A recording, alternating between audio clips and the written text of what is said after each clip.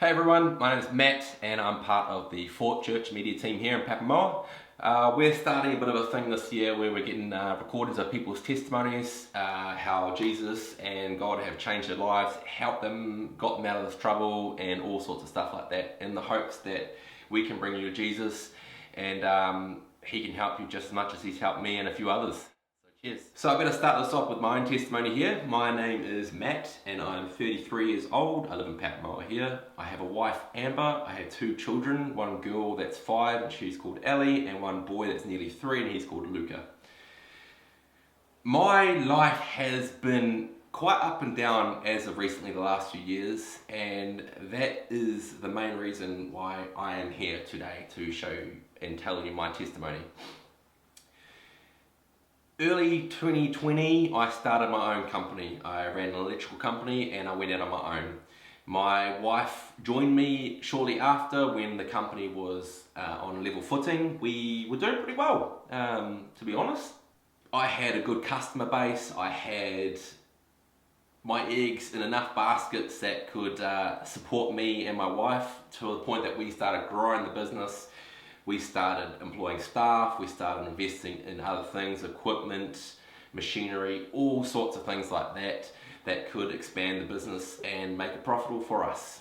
Throughout this whole experience, I was not a believer in God. I didn't really care about that stuff. My wife did believe in Jesus, believe in God, all that sort of stuff. But I was a pretty staunch atheist, I'm not going to lie. I was in the mindset of, if it doesn't affect me negatively, I don't care how you live your life. It wasn't something that I believed into or thought I'd ever see myself in this position with. Around 2022, the middle of 2022, the whole onset of the global turn down started coming in, and it started affecting hugely all my customer base. People stopped being able to afford stuff, people stopped being able to renovate their houses. Big factories I looked after stopped being able to employ staff. They had big redundancies because they weren't getting paid, they didn't have the requirements anymore.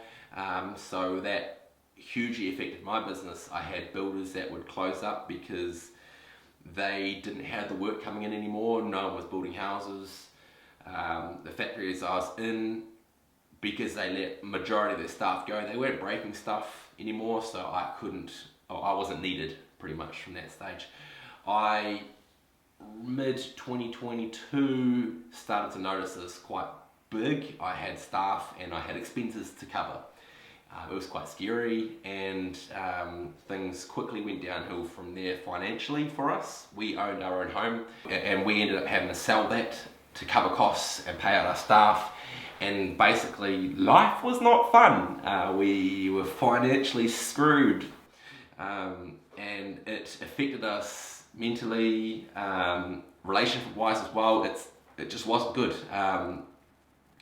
We struggled through it and we ended up thinking, stuff it, move to Papamoa, move to a new life and see if stuff will work better over here. So we did. We moved over here, it was fine.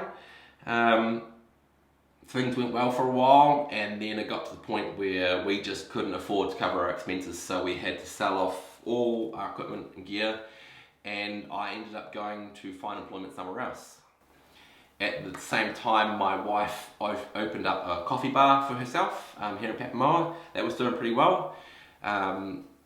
Things weren't perfect, but you know, we were covering ourselves, and life was all right. Now, the financial side of things were pretty screwed for us, but we were trying our best to make it through, be happy, do all sorts. In March 2023, I pretty much had my final straw. I was broken. My wife was broken. One Saturday morning, we were in the kitchen. I went out to put the rubbish in the bin. My wife had just boiled the jug and she was making toast and breakfast for us and the kids. She had a nice toasted with avocado sitting on the corner of the bench while she was going around to make herself a cup of coffee. My little boy Luca decided to push his little chair over to the bench and climb up onto the bench to get that toast. At the same time, he happened to grab the jug handle, and when he did that, he pulled it onto him as he was trying to pull himself up. life sort of had changed hugely from this instant. I still look back on it and I hate that it happened.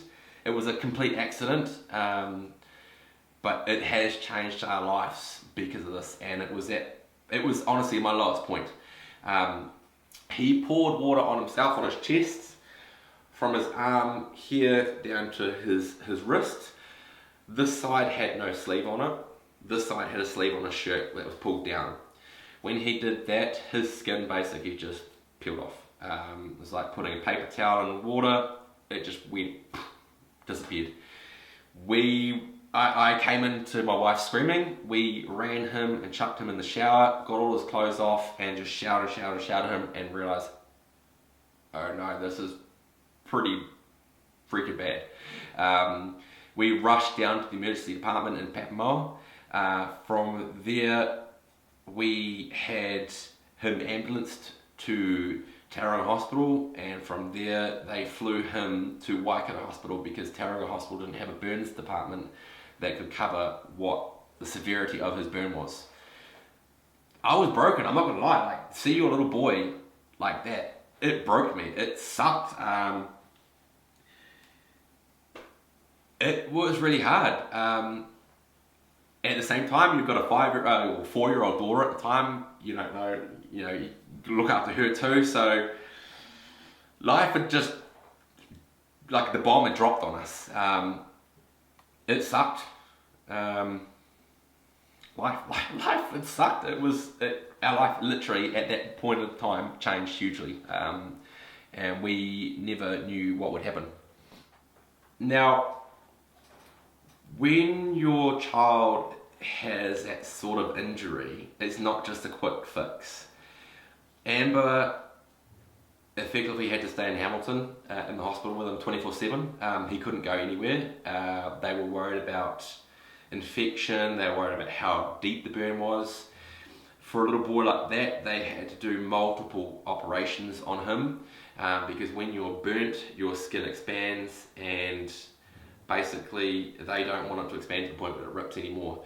They had skin graft operations for him. They took skin off his butt cheeks and put them on his arm, and they did that multiple times. It was not a fun time. I'm stuck here in Papamoa with my daughter, and I can't see my wife and my son, and our life literally changed like 180. I don't know how to explain it, but I hit rock bottom pretty much.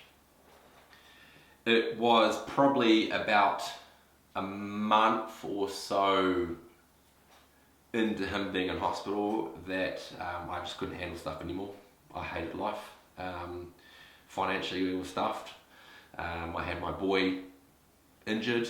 I didn't know what to do. At that time I had a mate of mine reach out and say, hey, why don't you come to the men's group? We've got a men's group every Tuesday night. Why don't you come along and have a look and see what you like. See if you like that. Come along, have a go.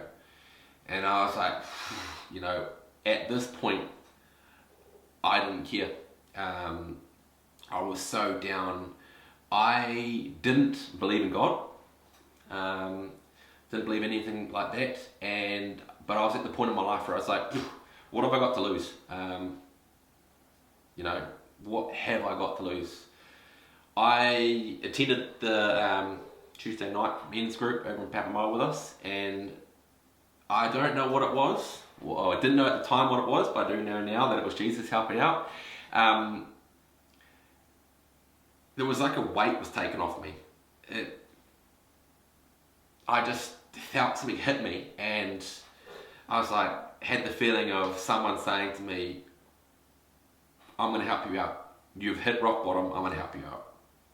And I kept on going every week. I started going to church, and I was like, what? Like literally, what have I got to lose? My life was in utter shambles. Giving myself to Jesus, it is weird.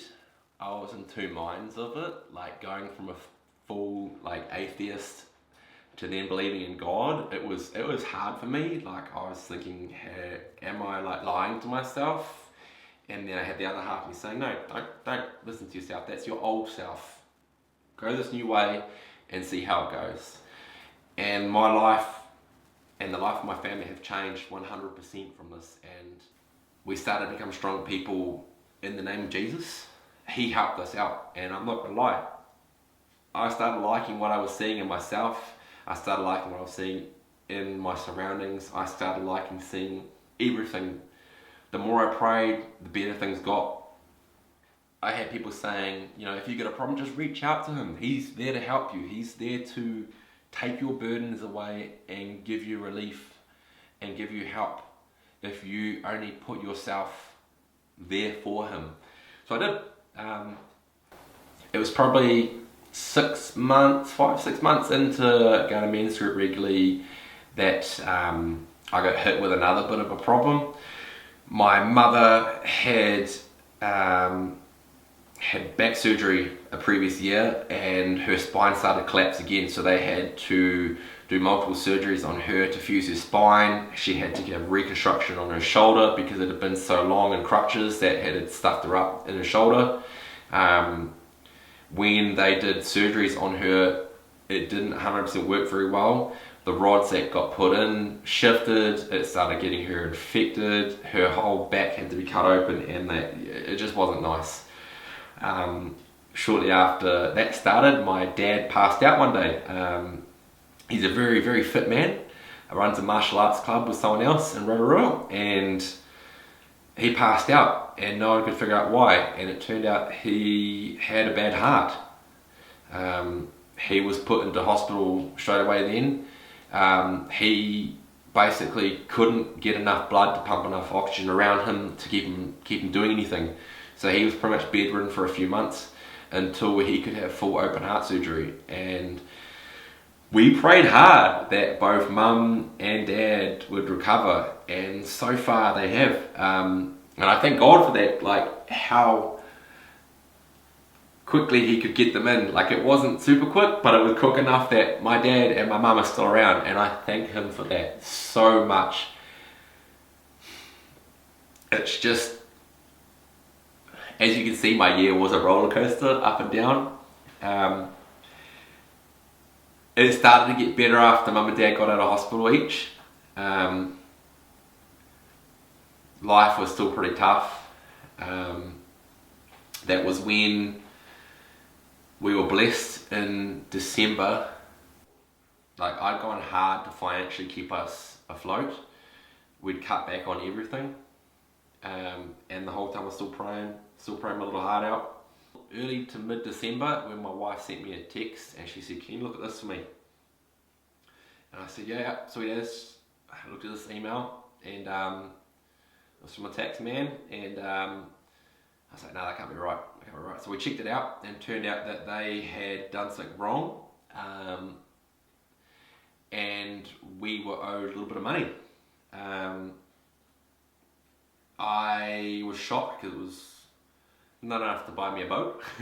You won't see me riding around in a boat anytime soon, or anything like that, but it was enough to cover all my back bills, my power, my rent, my daycare, my phone bills, my internet bills, my gas, my water, anything like that, car payments. We were able to cover that and get to a level ground right before Christmas. And it was like Jesus was like, "Okay, it's been 2 years of horrible stuff now. I have humbled you 100%. Now it's time to build you up." So we're coming into 2025 now,